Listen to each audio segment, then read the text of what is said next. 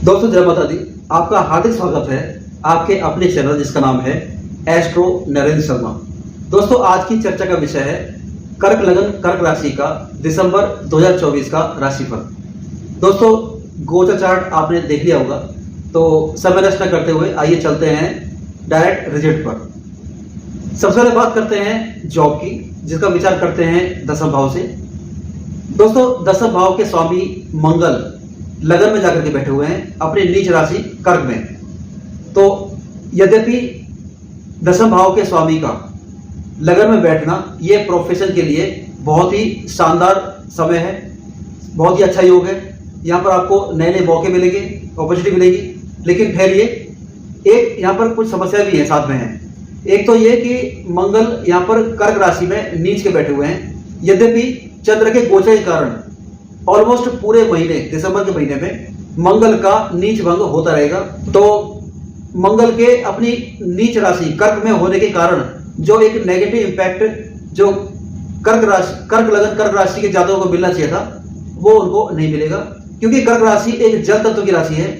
तो मंगल एक फायर है और मंगल जब एक फायर होते हुए जल में जाकर के गोचर करेंगे तो यहाँ पर आपकी एनर्जी कुछ यहाँ पर डाउन आपको फील होगी। आपको खुद फील होगा कि जितना आप एनर्जेटिक पहले थे उतना एनर्जेटिक अभी यहाँ पर नहीं है। साथ ही साथ अष्टम भाव में स्थित शनि की तीसरी दृष्टि आपके दसम भाव यानी कि हाउस ऑफ प्रोफेशन पर है। तो शनि की तीसरी दृष्टि ये अच्छी नहीं मानी जाती है और प्रोफेशन के लिहाज से ये कुछ नेगेटिव इंपैक्ट लेकर आएगी। यद्यपि दसम भाव के स्वामी मंगल लगन में बैठे हुए हैं तो ये अपने आप में एक स्ट्रॉन्ग स्थिति है। और शुक्र की दृष्टि भी यानी धन के कारक शुक्र है, उनकी दृष्टि मंगल के ऊपर है। तो ये आपको कुछ 50-50 की पोजीशन यहाँ पर लेके आएगी। आपका कुछ क्षेत्रों में आप अच्छा करेंगे और कुछ क्षेत्रों में आपको थोड़ा सा एनर्जी की कमी आपको महसूस होगी। आपकी जॉब का एडमिनिस्ट्रेशन पार्ट आपको कुछ वीक महसूस होगा दिसंबर के महीने में। छठे भाव के स्वामी गुरु महाराज जो नौकरी के भाव के स्वामी हैं वो 11वें भाव में यानी कि आपकी मनोकामना पूर्ति के भाव में बैठे हुए हैं। जिन जातकों के पास नौकरी नहीं है और वो नौकरी खोज रहे हैं तो गुरु महाराज यहाँ पर आपको नई नौकरी दिलाने के लिए प्रतिबद्ध हैं। अब बात करते हैं व्यापार की, जिसका विचार करते हैं सप्तम भाव से, दसम भाव से और 11वें भाव से। तो सप्तम भाव के स्वामी शनि महाराज अपनी मूल त्रिकोण राशि कुंभ में बैठे हुए हैं और शश नाम का पंच महापुरुष राजयोग बना रहे हैं। लेकिन उनकी स्थिति अष्टम भाव में है और अष्टम भाव में होने के कारण यहाँ पर आपको व्यापार में नेगेटिव इंपैक्ट यहाँ पर दिखाई दे रहा है। तो व्यापार में आप विगत जून के महीने से, क्योंकि शनि वक्री थे, तो आपको काफी कुछ लॉस का सामना भी करना पड़ा होगा और अनेकानेक कठिनाइयों का सामना भी आपको करना पड़ा होगा। यद्यपि 15 नवंबर 2024 के बाद शनि के बाहर के होने से स्थितियों में कुछ इंप्रूवमेंट आया होगा, लेकिन ओवरऑल अभी भी कम से कम 100% इंप्रूवमेंट की यहाँ पर अभी उम्मीद नहीं दिखाई दे रही है। आपको कुछ समय और वेट करना चाहिए और आपको कुछ नए प्रयोग करना चाहिए, नए आपको तरीका अपनाना चाहिए जिससे आपका व्यापार आगे बढ़ सके। यद्यपि सप्तम भाव में स्थित शुक्र की स्थिति और लगन में स्थित मंगल की उच्च दृष्टि जो मकर राशि पर पड़ रही है यानी कि व्यापार के भाव पर, यहाँ पर आपको व्यापार में कुछ राहत अवश्य देगी। अब बात करते हैं धन की। तो धन के स्वामी जो सूर्य महाराज हैं वो पंचम भाव में जाकर बैठे हुए हैं, यानी कि सेकंड हाउस के स्वामी पंचम भाव में यानी कि त्रिकोण में जाकर के बैठे हैं, मूल त्रिकोण में। ये बहुत ही सुंदर स्थिति है। लेकिन यहाँ पर शनि महाराज और राहु महाराज की दृष्टि भी है।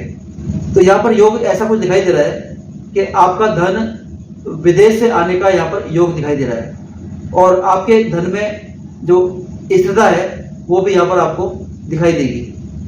लेकिन यदि आपकी स्वयं की कुंडली में राहु अगर खराब स्थिति बैठे हुए हैं और शनि भी एक खराब स्थिति बैठे हुए हैं तो यहाँ पर आपका जो धन है वो बर्बाद भी हो सकता है, धन का लॉस भी हो सकता है। तो आप अपनी कुंडली चेक कर लीजिए। यद्यपि धनेश के ऊपर गुरु महाराज की दृष्टि भी है तो यहाँ पर काफी हद तक जो डैमेज कंट्रोल करने के लिए गुरु महाराज यहाँ पर हैं, लेकिन गुरु महाराज भी 9 अक्टूबर से वक्री हो चुके हैं तो यहाँ पर आपको ज्यादा सपोर्ट नहीं कर पाएंगे। अब बात करते हैं इन्वेस्टमेंट की। तो इन्वेस्टमेंट का विचार करते हैं 12th हाउस से और जिसके स्वामी हैं बुध महाराज जो कि पंचम भाव में यानी कि मूल त्रिकोण राशि में बैठे हुए हैं सूर्य के साथ। उन पर शनि और राहु की दृष्टि भी है। तो यहाँ पर यह योग दिखाई दे रहा है कि यदि आपका इन्वेस्टमेंट विदेश में है या दूर के स्थान से है या किसी एमएनसी कंपनी के साथ आप काम कर रहे हैं, इन्वेस्टमेंट कर रहे हैं, तो यहाँ पर आपको लाभ की स्थिति होने वाली है। लेकिन यदि इसके विपरीत है तो यहाँ पर आपको इन्वेस्टमेंट में लॉस भी हो सकता है। अब बात करते हैं मैरिड लाइफ की, तो जिसका विचार करते हैं सप्तम भाव से।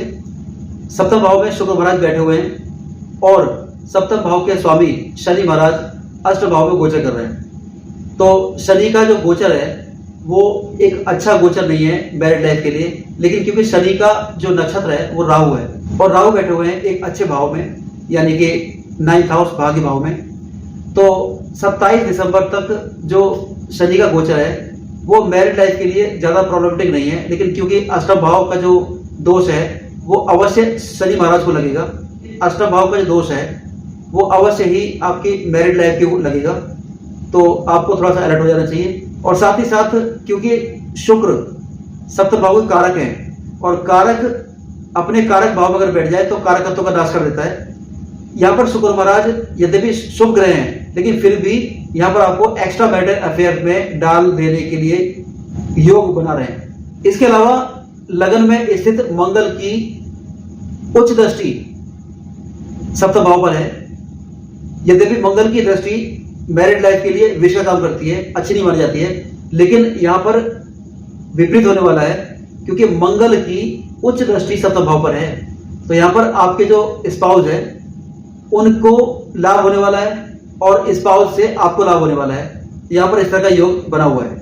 अब बात करते हैं शिक्षा की, जिसका विचार चौथे भाव से, पंचम भाव से या 9th हाउस से और 8th हाउस से भी करते हैं। तो चौथे भाव के स्वामी शुक्र का 28 दिसंबर तक बहुत ही शानदार योग बना हुआ है, केंद्र में बैठे हुए हैं सप्तम भाव में। और पंचम भाव के स्वामी मंगल लगन में जाकर के बैठे हैं, जो कि सुंदर योग है, लेकिन क्योंकि कर्क राशि में नीच के होकर बैठे हैं, लेकिन फिर भी वो नीच का प्रभाव नहीं देने वाले हैं, जैसा मैंने बताया कि चंद्रमा के गोचर के कारण। लेकिन पंचम भाव पर शनि और राहु की दृष्टि होने के कारण यहाँ पर कुछ शिक्षा में व्यवधान भी हो सकता है। लेकिन जो जातक विदेश में शिक्षा ग्रहण करने की इच्छा रखते हैं उनके लिए राहु महाराज यहाँ पर मौके भी देंगे।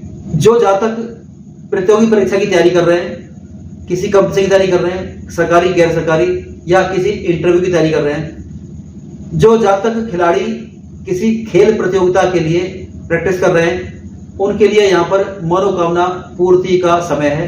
क्योंकि छठे भाव यानी कि हाउस ऑफ कंपटीशन के स्वामी गुरु महाराज 11वें भाव में विराजमान है, गोचर कर रहे हैं और 11वां भाव है आपकी इच्छा पूर्ति का भाव, लाभ का भाव है। तो यहाँ पर आपके कंपटीशन में झंडे गाड़ने का योग दिखाई दे रहा है, बशर्ते कि आपकी कुंडली में दशा भुक्ति अंतरा भी इन्हीं ग्रहों की चल रही हो और साथ ही आपकी जो कंसर्न ग्रह हैं वो भी एक अच्छी स्थिति में बैठे हो। जिन जातकों का विवाह लंबे समय से नहीं हो पा रहा था, तो यहाँ पर गुरु की दृष्टि शुक्र के ऊपर होने के कारण यहाँ पर विवाह का योग बनता हुआ दिखाई दे रहा है। गुरु की पोजीशन और गुरु गोचर कर रहे हैं मनोकामना पूर्ति के भाव में, 11वें भाव में, जो कि विवाह कराने का एक विशेष भाव है। उनमें से ये 11वां भाव भी है और साथ ही मंगल की दृष्टि भी सप्तम भाव पर है। अब बात करते हैं संतान सुख की, जिसका विचार पंचम भाव से करते हैं। पंचमेश मंगल लगन में जाकर के गोचर कर रहे हैं और अपनी नीच राशि कर्क में गोचर कर रहे हैं और ये उनका ऑलमोस्ट पूरे महीने नीच भंग भी होगा। तो संतान के लिए पंचमेश की स्थिति अच्छी है, लेकिन पंचम भाव पर शनि और राहु की दृष्टि है, जो कि अपने आप में एक नेगेटिव इम्पैक्ट है। तो जो महिलाएं कंसीव करना चाहती हैं वो स्पेशल ध्यान दें इस महीने, यहाँ पर उनका मिसकैरेज होने की पूरी संभावना बन रही है। और सबसे बड़ी बात यह कि स्वयं सूर्य महाराज पंचम भाव में गोचर कर रहे हैं। तो सूर्य का पंचम भाव में गोचर करना एक गर्भाधारण यानी कंसीव करने के लिए बिल्कुल भी ये एक अच्छा योग नहीं है। जिन जातकों की पहले से संतान है वो अपनी संतान को विशेष ध्यान रखें, क्योंकि राहु और शनि की दृष्टि आपके संतान का ध्यान भटका सकती है, उन्हें गलत रास्ते की तरफ ले जा सकती है। यह भी पॉसिबल है कि आपके संतान किसी दुर्घटना का शिकार हो जाए या फिर किसी कृत्य के द्वारा स्वयं प्रॉब्लम में आ जाए या फिर संतान के कृत्यों के द्वारा आप खुद प्रॉब्लम में आ जाए, यानी कि माता पिता प्रॉब्लम में आ जाए। तो ये महीना, दिसंबर के महीना, संतान के लिए आपको विशेष ध्यान रखना पड़ेगा। अब बात करते हैं लव लाइफ की। तो लव लाइफ की स्थिति भी पंचम भाव से विचार करते हैं और उसकी स्थिति भी कमोबश बिल्कुल वैसी ही है। खट्टे मीठे अनुभव, थोड़े बहुत लड़ाई झगड़े, प्यार मोहब्बत, क्योंकि प्रेम के कारक शुक्र की स्थिति अच्छी है तो थोड़ा बहुत प्यार आपको कभी कभी दिखाई देगा जब शुक्र की स्थिति होगी। और जब शनि की या राहु का प्रभाव ज्यादा होगा तो उस समय पर आपको कुछ लड़ाई झगड़े भी यहाँ पर होते हुए दिखाई देंगे। अब बात करते हैं आपके फैमिली लाइफ की। तो फैमिली लाइफ इस महीने अच्छी दिखाई दे रही है। यदि भी आपके कजिन के साथ, जो आपके रिलेशन में जो कुटुंब के लोग हैं, अन्य लोग हैं, उनके साथ कुछ आपके मतभेद हो सकते हैं, कुछ आपके अंदर गुस्सा आ सकता है उनके प्रति, या उनके अंदर आपके प्रति गुस्सा आ सकता है। लेकिन आपके जो परिवार है, आप जिस परिवार के साथ आप रहते हैं, उनके साथ दिसंबर के महीने में प्रेम पूर्वक आपका व्यवहार रहेगा और सब कुछ आपका जो है अच्छा चलेगा। अब बात करते हैं कुछ अच्छे दिनों की, कुछ खराब दिनों की। तो सबसे पहले बात करेंगे खराब दिनों की। इसके अलावा जितने दिन बचेंगे या तो वो अच्छे दिन होंगे या फिर सामान्य दिन होंगे। 2, 3, 4 दिसंबर, 2nd, 3rd, 4th दिसंबर, 7, 8, 9, 10 दिसंबर, 7, 8, 9, 10 दिसंबर, 15, 16, 17 दिसंबर, 15, 16, 17 दिसंबर, 25, 26 दिसंबर, 25, 26 दिसंबर, 30, 31 दिसंबर, 30, 31 दिसंबर। तो दोस्तों इन नेगेटिव दिन को आप संभाल लीजिए। इसके अलावा जो दिन बचेंगे या तो वो अच्छे होंगे या सामान्य होंगे। तो आइए उपाय की बात करते हैं। तो दोस्तों दिसंबर के महीने में आपके लिए मैं एक ही उपाय दूंगा। एक ही उपाय से आपके कई ग्रहों की जो नेगेटिव इफेक्ट है वो समाप्त हो जाएगा। तो दोस्तों उपाय है, हनुमान जी का चोला चढ़ाइए। हनुमान जी का चोला चढ़ाइए एवरी ट्यूसडे को, और लगातार 5 मंगलवार आप हनुमान जी का चोला चढ़ाइए। और साथ ही लड्डू का, और साथ ही मोतीचूर के लड्डू का प्रसाद बांटिए। प्रसाद को स्वयं मत खाइए, घर लेके मत आइए, और प्रसाद को बाहर ही बांट दीजिए और वहीं पर खड़े होकर के हनुमान चालीसा भी पढ़ दीजिए। तो दोस्तों ये था कर्क लगन कर्क राशि का दिसंबर 2024 का राशिफल। आशा करता हूं कि आपको अच्छा लगा होगा। दोस्तों अच्छा लगा हो तो प्लीज लाइक कीजिए, शेयर कीजिए और सब्सक्राइब अवश्य कीजिए। दोस्तों मिलते हैं नेक्स्ट वीडियो में, तब तक जय माता दी।